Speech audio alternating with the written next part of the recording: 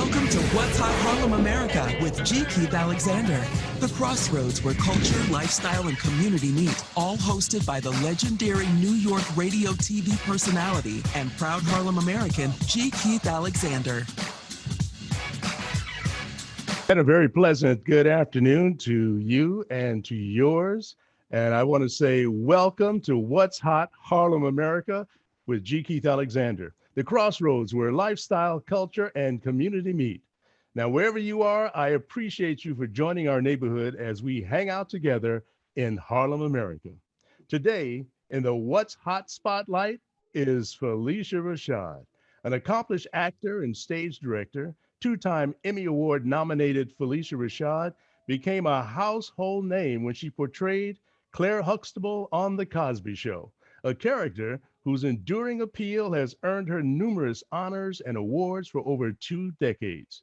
She has appeared as Carol on NBC's This Is Us, and in 2019 and 2020, she was nominated for Emmys. Also, she played Diana Dubois on the popular Fox TV series Empire, and as Dr. Woods Trapp in Terrell Alvin McCraney's Peabody Award-winning series, David Makes Man, on the OWN network. So, with the power vested in me, which is close to nil, it is my distinct honor and pleasure to say that my special guest, Phylicia Rashad, is What's Hot. Hello there. How are you today? I'm fine. How are you? I'm okay, thank you. You know, this technology, I'm still trying to get used to this technology, Phylicia. And it is, let's see, well, I'll just go along with it the way it is. How Is are it you holding up? okay? Is it good? Oh, yeah, everything's good. But how are you holding up during this coronavirus downtime? I've been very fortunate to be well, to be Mm-hmm. safe and well, and my family is safe and well, and my friends, most of my friends, have been safe and well as well. So Good, good, good. I want you to know that preparing for this interview, I was so impressed with your resume and all the accomplishments and the awards. And of course, there was no way for me to know that you had accomplished all these things. So I had to really select a special fragrance for you today in order for me to be able to do this interview, because this is very special. So I put on my Wall Street fragrance today just for you, because looking at you on my Facebook page with your photos, you look so elegant and so sophisticated, and you've got such grace. You remind me of the Queen, Cymbeline. mm, You look like a queen. thank you. You're quite Thank you welcome. very much. So let us congratulate you on the fact that you are an AKA, and the AKAs have been in the news lately. And one of your sorority sisters has become vice president of the United States of America. Yeah, how about that? What are your thoughts about that? I think that's more than special. I She think that's more than special. uh, she stands on, I guess, your shoulders as well as many other AKAs, and we're so proud of her. And I thought that uh, her having such a wonderful accomplishment uh, would be something that young Black women, young Black girls could see themselves and say that one day I can be vice president or president for that matter, you know. So It's very inspiring. It's inspiring for young girls and women the world over. Um, and uh, and that's what is most significant to me, is that it's inspiring for women and young girls the world over. well, that's And great. this is not only her accomplishment, it is the accomplishment of the American people, because the American people voted her into office. I concur. I concur. Yes. So let us take the Wayback Machine back to where you were born, Houston, Texas. So what is it like having a daughter who's a big star as well? Well, we don't look at each other like that. I'm mom and she's Phylicia, and that's the way it is. Well, you got to be real proud of her, though. I'm very proud of her, but I'm proud of her. Certainly, I'm proud of her professional accomplishments. Certainly, I am. Mm-hmm. But what I'm most proud of is her work ethic. And I'm very proud of her personal attributes, characteristics that she has demonstrated since early childhood. Mm. Her empathy for people, her ability to boost someone when their morale is low, Mm-hmm. her desire to include people in fun Mm-hmm. and whatever is happening. She's always been like that. She's open and friendly and social, and generally respectful and kind to people. Well, that's great. Well, she takes after her mother. Oh, that's very kind of you. And for those folks who may not be familiar with your daughter, she stars in Billions Yes. on Showtime. Yes. Her name is Condola Rashad. Yes, and she plays an attorney. Yes. Kind of like her mother did at one point. Yes, yes, yes. I You hadn't made that connection quite, but it's true. following in her mom's footsteps. Oh, Yeah. yeah.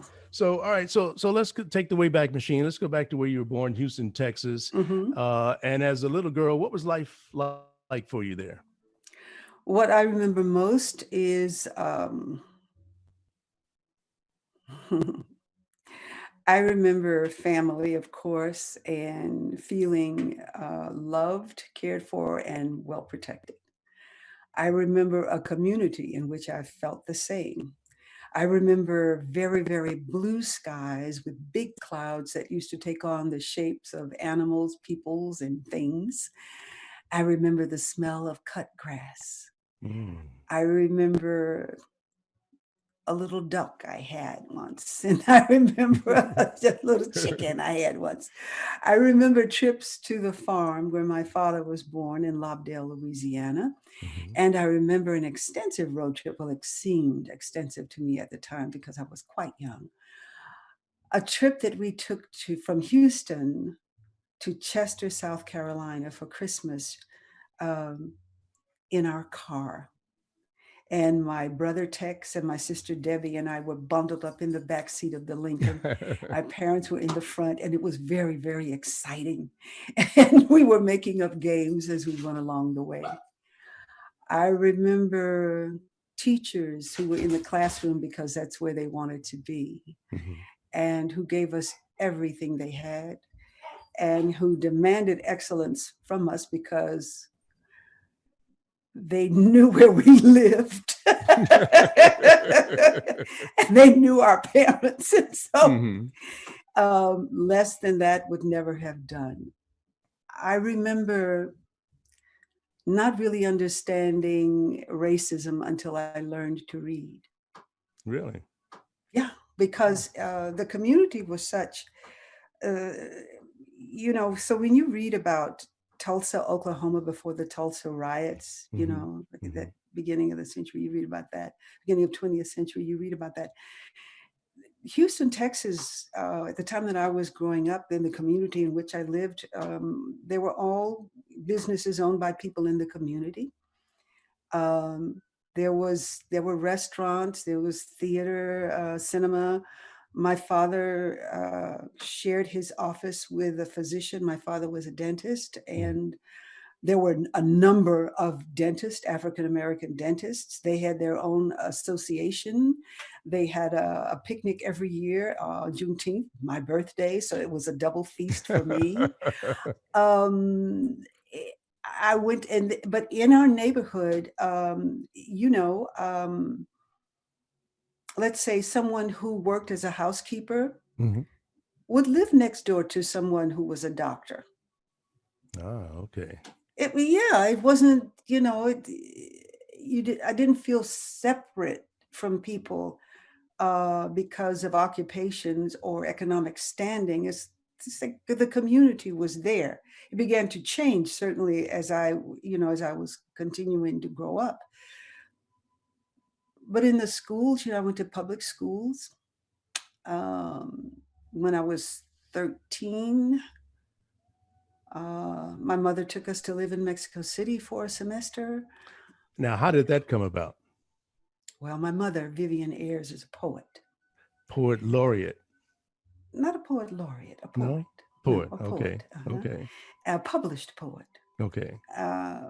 From the time I was very young. Her first book, Spice of Dawns, is a collection of her poetry. And actually, Langston Hughes featured a selection from that book in his anthology, Negro Poets.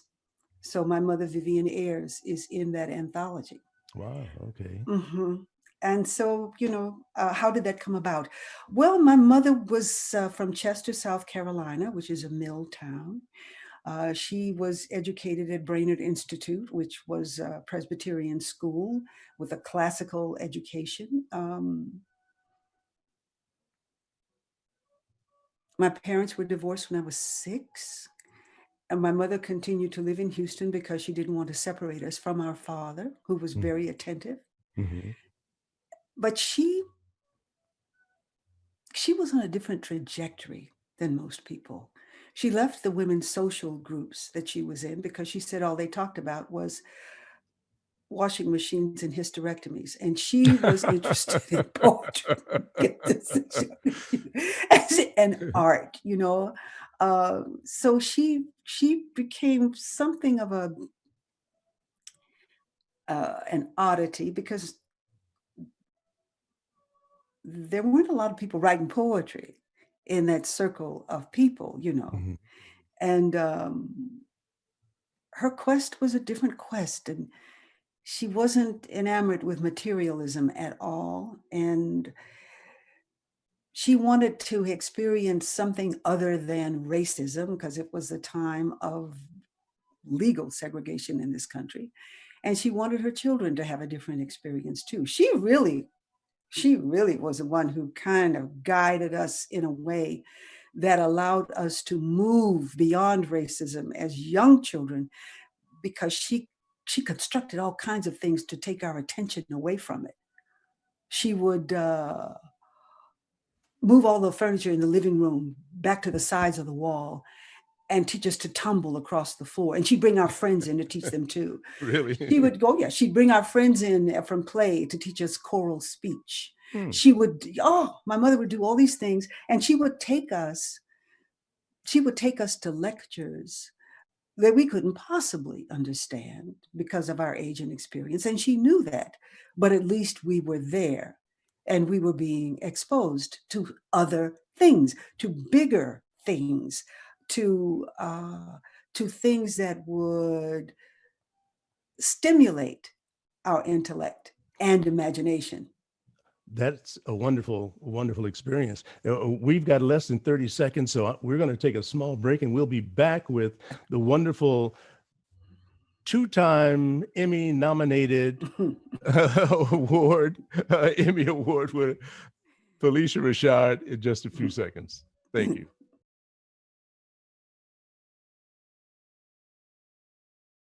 And remember, you can also listen to the podcast or tell your friends to listen to the podcast on all of your favorite podcast platforms. Just subscribe and download us. Okay. We're here with Miss Phylicia Rashad. It is my pleasure of being with you. And I just want to ask you, how did you get the job as America's mom as Claire Huxtable? I auditioned. Well, I knew you were going to say that, but it had to be more than that. I mean, who are you up against, and how many did you have a callback, or did they say, you know what, she's it? No, there was an audition process, and let's see. I think a lot of actresses were auditioning for this role. Hmm. A lot of actresses in New York were auditioning for this role, but I had some very clear instincts about it. First was that I would not discuss the fact that I was auditioning for this role with anyone. Hmm. Hmm. So, unless I saw someone in the audition that I knew, no one I knew would know that I was auditioning. Really? Yeah, and people whom I saw that I didn't know, well, we didn't know each other, so I mean, fine. But I just had that very clear understanding not to discuss it with anyone, and I didn't until the last. So there was one audition, and then there was a second audition in which I was put on tape and asked to speak Spanish. Hmm. And then after that audition, I was called to a final audition in Los Angeles the day after Easter Sunday. And it was only after receiving that final callback that I spoke to someone about it. And that someone was my mother, Hmm. who was living in Houston, Texas, still at the time. And I asked if she could come and be with my son while I went to California to audition. And she did. And I called my sister the morning of the audition. Uh, my sister was living in California. She was living in, what's that area? Anyway, I can't remember right now. It's a pretty famous area where a lot of Black people live. So it's a neighborhood. It's a neighborhood, you Baldwin know. Hills? There you go. She was living up in Baldwin Hills. Okay. And and I called her to say hello, and she said, "You sound so close." I said, "Well, you know, we are close." See, I didn't even tell her then. Uh, I didn't tell her to the end of the day when I had been cast. I see. I see. My I mother see. taught me as a young person that when something is very important to you,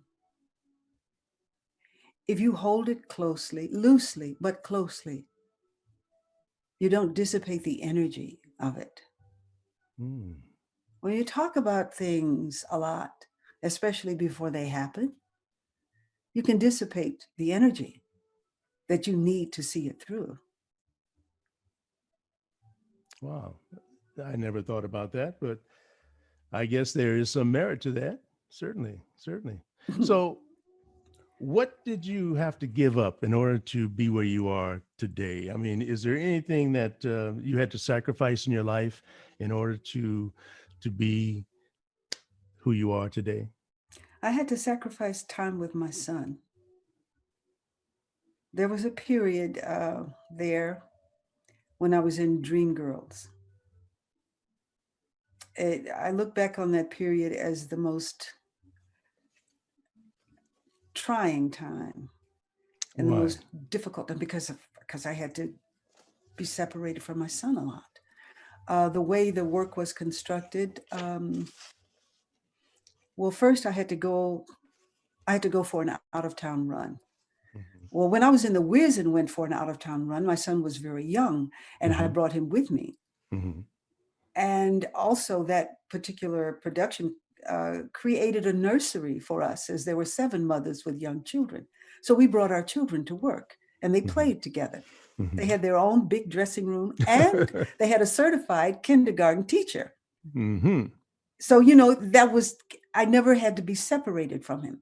But with Dreamgirls, I was not allowed to bring him to the theater, although he was 8 years old at the time. And he had always come with me everywhere that I worked. And I was an understudy in that show. And usually in a show, you have an understudy rehearsal once a week.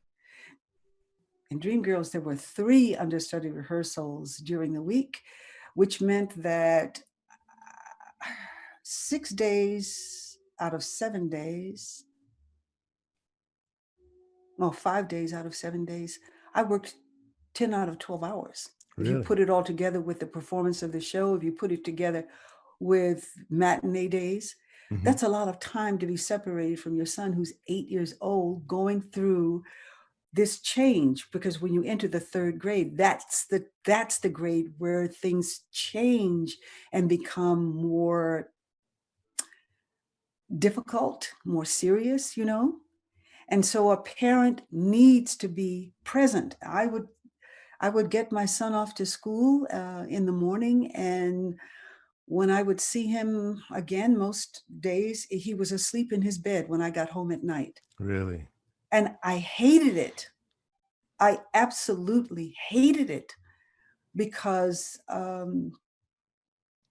he was going to a school in which there was, in a lot of families, at least one parent who did nothing but parent. And one day I went to his class for a presentation that he was to give, Hmm. a little bit of presentation. And I watched him stumble through that because I hadn't been able to be present to help him to prepare. And as the other Oh. children got up to say what they had to say, I watched their mothers mouthing the words as the children were saying it. And I felt so low.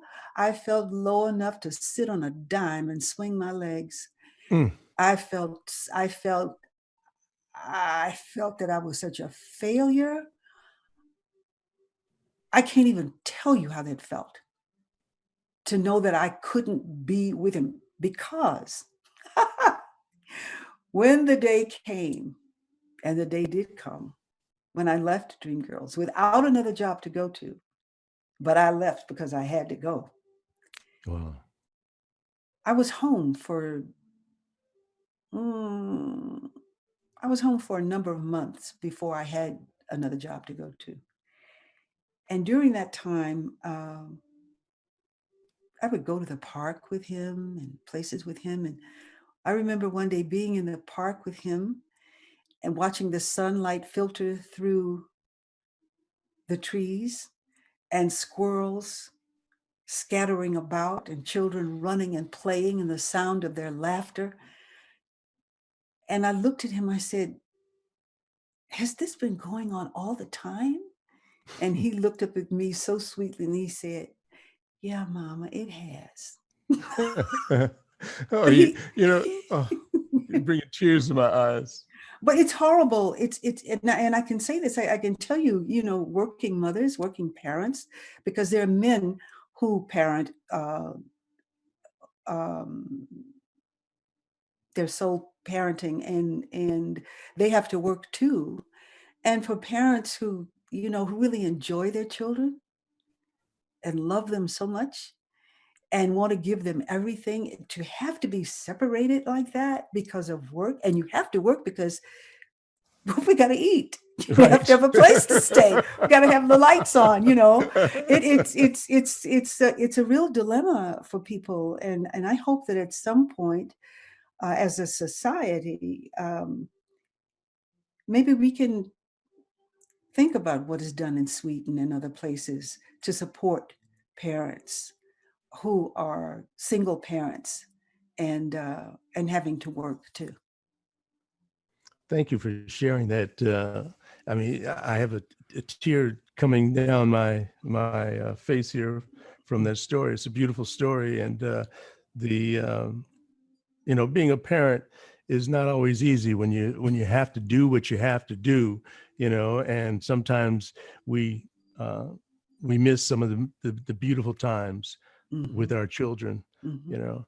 Hmm. So I some years ago I got a chance to see you at Lincoln Center in Cymbeline. You played the Queen, and and you look like I mean, you look like Queen material, believe you me. I mean, you're sitting here right now, but also uh, there are a couple of pictures on my Facebook page and in social media of you, and you have that elegance and that grace, and you know, I, I just want to know, do you wear jeans around the house? I mean, Of I mean, course I do.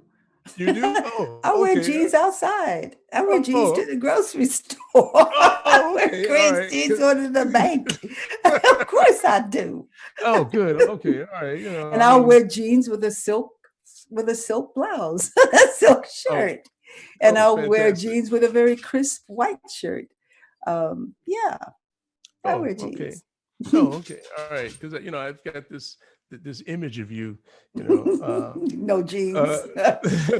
Nah. so, uh, And that's why I'm so dressed up today. I've wore a necktie just for you. Usually, when I do my interviews, I just wear a either mock sweater and a jacket, or a open collar shirt with a jacket. I even picked out my special fragrance for you today, the Wall Street fragrance, uh, because this is a special interview. And now, I'd like to know about your love affair with August Wilson. Mm. You've you've directed maybe what, three, four, five August Wilson productions. Wait a minute. Three. Is it three? I think it's three. Maybe it's more than three. Well, let's see. Joe Turner's Come and Gone, Jim of the Ocean, Four. uh, It's four, four. and Ma Rainey's Black Bottom, And fences, yes. It's four. and Fences. Yes. So how did this love affair begin? Oh, well, let's see. My introduction to August Wilson was the opening of Fences, the Broadway opening of Fences. And at the time I was working in television. I trained in theater at Howard University, and theater is the first discipline for me. And when I saw that play, I thought, that's the kind of work I want to do. That's the kind of work I want to do in theater. That. But that was eluding me at the time. So a number of years passed, and finally I was called into a meeting with August Wilson, Benjamin Mordecai, his producer, um, and Marion McClinton, who was directing Gem of the Ocean. It seemed that Marion McClinton had been watching my work in theater, because even as I worked in television, I continued to work in theater. And for some reason, he thought I would be right for this role. I would be a good choice. So I went into this meeting, and after the meeting, somewhere through the meeting, they asked me if I would read. It was a cold reading because I hadn't seen the script before. Oh, And okay. that can happen. And I said, Yeah. even though I was told by my manager, this is not an audition, you are not to audition. When they asked me if I would read, I said, yeah, of course I'll read. And I read a passage where Aunt Esther is talking about the city of bones. And then Mr. Wilson said to me after that, he said, I'm not familiar with your work in theater. I just have known you as a television actress. Well, I said to him, at this point in my life, I just don't worry about what people can and cannot see. just something like that. And it turned out to be like the kind of thing Aunt Esther would say. Little did I know. I said, so what people see is, I said, well, they see it. If they don't, they don't. That's just, but I'm who I am. And 30 minutes after I left the meeting, I received a call that I'd been cast as Aunt Esther. That was the real beginning, because working through the rehearsal period with him in the room was magic, pure magic. Oh, I one day I thought, this is what, surely this is what it must have felt like to have Shakespeare in the room while you were working, because he was that kind of playwright. He was an inspired playwright. He wrote what he heard, and he understood the inherent power of rhythm and sound and language, and what it can evoke, and how to use it. And it was all very organic with him, without manipulation. Well, being the daughter of a writer, I had complete respect and absolute appreciation for the work that he was giving us to do, and for him as a person, because I understand the writing process. I understand what it takes to write like that. Then Um, just a few years after that, I received a call from Constanzo Romero, his widow, asking me to direct Gem of the Ocean at Seattle Repertory Theater. That was my Okay. first turn as a director. Hmm. Uh, Interesting. Interesting. So, all right. So now you've directed uh, three or four of them, as you said, and of course, Ma Rainey's Black Bottom. But so now Viola Davis is starring in Ma Rainey's Black Bottom. mhm. Now, you two split an award once. Yeah. What award was that? It was the Dramatists Guild. Right. Okay. Mhm. We've got 2 minutes left. Just tell me. So, what do you think of Viola Davis as Ma Rainey? Viola Davis is, oh, come on, come on. What are we talking about here? Come on. You know, Viola and I also shared the stage in Everybody's Ruby at the Public Theater. So we Ah, have somewhat okay. of we have a friendship. We have a personal friendship that goes back a number of years. I Hmm. absolutely love her and adore her. And I don't think that there's anyone quite like her. I would not think that you would say anything less than that. I mean that's fantastic to say. We have about a minute left, and I want to let everybody know that you're listening to What's Hot Harlem America with G. Keith Alexander, and my special guest today is the lovely and talented Miss Phylicia Rashad, and she's part of our culture. Her body of work has become part of our culture, and we've been sort of looking into her lifestyle. But when we come back, there'll be more conversation. So you stick with me. Don't go away. Thank you. All clear.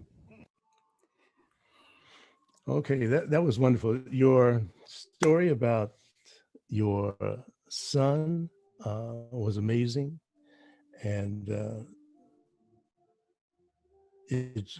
for you to share that with us, that was a real gem. Thank you. You're Thank welcome. you. How much time do we have, Aaron? We are looking at about 50 seconds. Okay. I want to say hello to everyone on Facebook. Thank you for sticking with us here. And we've got more uh, wonderful conversations with other celebrities coming up in the following weeks. So stay tuned. 20 seconds.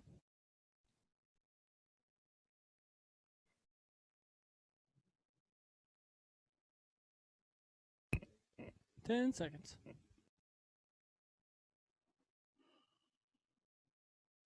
All right, here we go.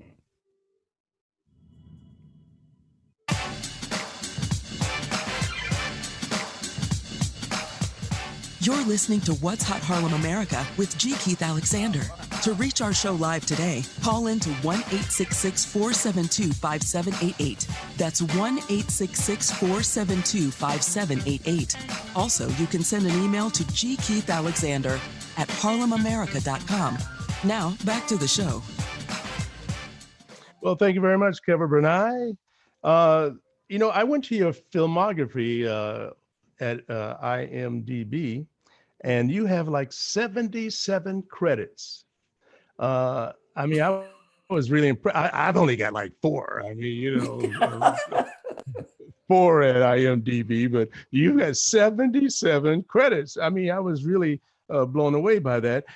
And some of the latest projects were in 2019 and 2020. Let's talk about Jingle Jangle. Mm. Uh, it's a Christmas story. Mhm. It looks like it's going to be a beautiful Christmas story.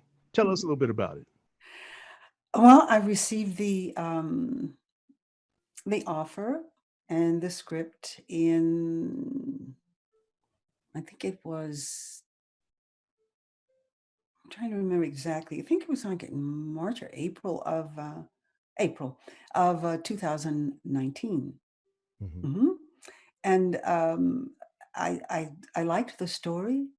It was so endearing, and I especially liked what was happening at the end because I grew up watching Peter Pan and always Yes, me wanted to too. fly. So, Yeah. so I Was it said was yes. I mhm, said yes. And we went over, the cast went over. This was a huge production. I, this was unbelievable. mm, This is David Talbot's first film. mhm. And he and his wife, Lynn, who was a producer, worked so diligently to make this film what it was, what it is. We went over for a reading in the Mhm. spring, but Mhm. the production was like, it was so vast, it was so big and so specific and so fine that unlike a lot of films that I've worked with, pardon me, with African American writers and cast, pardon me, and director, Mhm. where we Mhm. do the film in 3 weeks. This was a real film, and the production went on for over a year. When you What? put all of the pre-production in, the the construction of set and costumes, the Mhm. storyboards, the music, the choreography, that that continued. That continued. It because it's a when you look at that film, that is a great work of art. It's a great work of art. I was so happy. So then, after I said, yes, I'll do this, I received a call from my agent one day and he said, well, I got you out of flying. I said, excuse me. He said, well, I told them that you wouldn't want to fly. And I said, well, why would you do that? Why would you tell them Mm. that? He said, you want to fly? I said, why do you think I'm doing the film? I'm doing the film so I can fly. Of course I want to fly. Oh, wow. Gee, you know that I used to see Mary Martin when I used to watch Peter Pan. Yes, As a kid, I watched it at least 5, 6 times, and to yes. have her flying through the air. So did they have you on harnesses and The things? whole thing, and you had to train. Well, first of all, I knew I had to train before going. Hmm. I said, I have to have very specific training before going. So I worked with with a wonderful physical therapist, Taj Zahara, who has worked with the Lakers, who has worked with all kinds of sports figures, who's worked with all kinds of people. And I worked with her specifically to get the body in gear to work with a harness, to what that would be. Little children, oh, honey, they can show up and just do it like that. Nothing for them. But for those children of us who are not so little, you have to prepare. So I had to Wow. prepare. And that was fun. It was great fun. Uh, you played which character? I invite people to go to my Facebook page and take a look at the photo of you with the two kids. It looks like it was story time. And Mhm. what character did you play? I was the grandmother. You were the grandmother. I was the Okay. grandmother. All right. Okay. And then you also were involved in the animation of Soul. You Oh, played, yes. you did a voice. Tell me what that was about. I voiced, this is the first time that I have voiced a character in a full length animated feature. And that is something that I have wanted to do for a long time. You know, I wondered what would that be like. It was wonderful. It was easeful. It was great. It was good. You never, well, I didn't work with any of the other cast members in the studio. I was Mhm. always in the studio I mean, I was the only artist recording in the studio because people were in different locations. You know, some of us were recording in New York, some were recording in Los Angeles, and maybe in other places too. I don't know. Mhm. But it was exciting and it was great. And it was really amazing to see the film. The animation is just unbelievable. And the storyline is so unique. The story is so unique that Kemp Powers, who has written A Night in Miami, you know, Oh, I didn't know that. one And night in. that Mhm. looks like it's going to be a really uh, magnificent film. It is. Wow. It is. It is. Gee. It is. So, all right, let's go to 1985. Okay, you're gonna have to Okay. remind me what that is. I know what 1985 is. Yeah, 19. I want to ask you. You know, I had an opportunity back then to. I was at Kiss FM, and Mhm. you were doing something. You had something going on at that time. So I interviewed you in reference to what you were doing, and as I'm sitting there looking at you, I'm saying to Mhm. myself, boy, she's intelligent, she's beautiful, and this is going through my head while I'm interviewing you. So after the interview was over, I don't know if you remember, the elevator wasn't working, so we had to walk down the stairs. So as being a gentleman, I held your hand as we were walking down the stairs because I didn't want you to trip and fall, unless you fell on me. And and as I'm going downstairs, I'm saying, now, should I ask her for her number or not? And this went through my head as we were walking down the stairs. So finally, we get downstairs. I asked you for your number, and you very graciously gave me your number. And so I was very happy. And I said to myself, I don't want to act like I'm too excited. So I'll wait a few days and I'll call her and ask her out to dinner. So it happened to be around Thanksgiving. It was a few days before Thanksgiving. So I'm up in upstate New York with my girlfriend, and at the time, and I'm driving on this one lane road. I mean, it's one lane, one little lane road, and I'm driving, and the radio was on, and I'm driving. And I'm just a happy camper, just driving, and all of a sudden I hear we have a special bulletin. Ahmad Rashad just proposed to Felicia Allen on TV. It was. I mean, and I got, it was like I almost drove the car off the road. It swerved, and the lady asked me. She said, "What are you doing?" I said, "Oh, I didn't want to hit that thing in the middle of the road." It just blew me away. What was it like being proposed to on television? Unusual. It's very unusual. It's not something that I would recommend everyone do.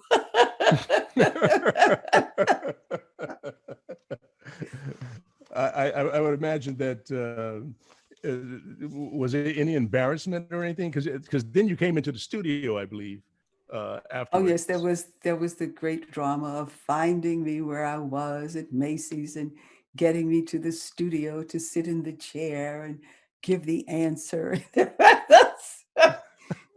So much drama. I wouldn't suggest that everyone try that everyone do that, because I mean it it was exciting and romantic and everything, but truth be told, proposals should be intimate. I agree, because that one almost wrecked my car. Well, first of all, we're not going to even get into you. Look at what you just said. I asked her for a phone number. I didn't want to seem too excited. I'll wait 5 days before I ask her to go out to dinner. And then I'm driving up with my girlfriend. I said, okay, see there? Well, I said, oh God, see. I mean, I mean, I mean. Yeah, I know what you mean. I know exactly what you mean. Yes, well, It's good to be wow. able to laugh about such things. Yes, yes, yes, yes. It's So, great. so what do you have coming up now? What are you working on? Um, there are a couple of well, there's Blue at the Apollo. We're Mhm. still looking forward to that when we can go back into theater. Right, right. Yeah, really looking forward to that. I love that Tell us, play. tell us. Okay, for our audience who may be unaware of Blue, tell us a little bit about Blue. Blue is written by Charles Randolph Wright. Mhm. He has He's written a couple of things, actually, a few things. I've known him since our days together in Dreamgirls. We were in the chorus together, so we have a Okay. long-standing friendship, right? But Hmm. he's also a known and respected director. He's directing a piece. He's in Charlotte right now, and this is a piece for Lifetime. I think he's directing, and he directed a number of episodes of Greenleaf. And Okay. yeah, and I just had Keith David on last week. yeah, yes, Yeah. I know. Oh, you do? So Oh, okay. yeah, I know. So Charles wrote this play, Blue, and Hmm. it's a memory play. It's a play about family. It's a play about identity. It's a play about love, sacrifice, secrets. It's a play about dilemma and surprise and moving forward. We This play opened in the year 2000. Yeah, is it 2000? I think so. At roundabout. Well, first we were in. Yeah, first we were at Arena Stage. Then Hmm. we were at the Roundabout Theater in New York. Um, it was great. And then we went to Pasadena Playhouse, and then Hmm. it went to a theater in New Jersey, and Leslie Uggams uh, came in as Peggy. I was Peggy in the original productions, You were and so okay. now I'm directing the play. Uh, and Brian Moreland is our producer, and Hmm. Nona Hmm. Hendricks has written the music, Oh, and Charles fantastic. Randolph Wright has composed the lyrics. Oh, great. So it's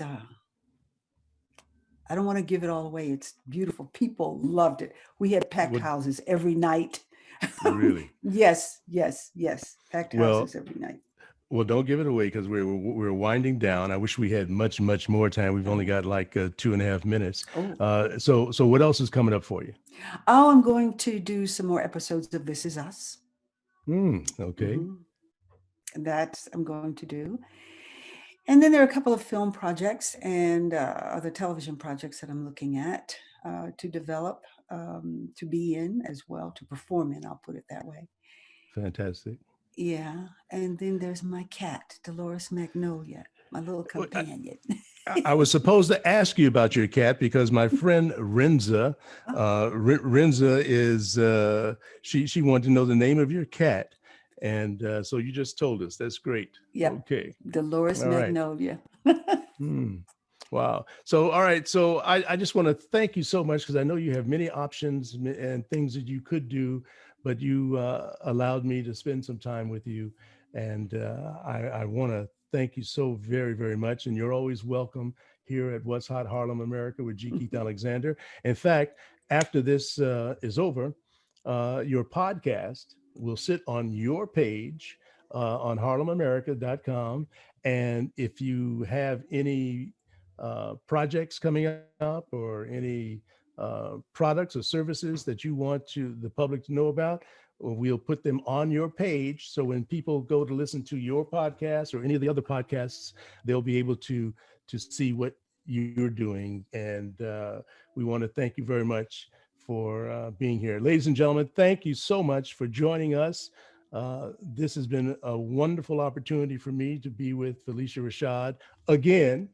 And we invite you to tell your friends that the podcast is available in about another 30 minutes so they can listen to the show and catch up. Thank you so very much. Have a great day and a better one tomorrow. And don't judge your brother or sister too harshly until you walk the mile in his or her shoes. And as always, for all of you, and especially you, Phylicia, I wish you excellent health, massive wealth, passionate love, and uncontrollable happiness for 2021 and beyond. Thank Have a you. great day. Thank Bye you. bye.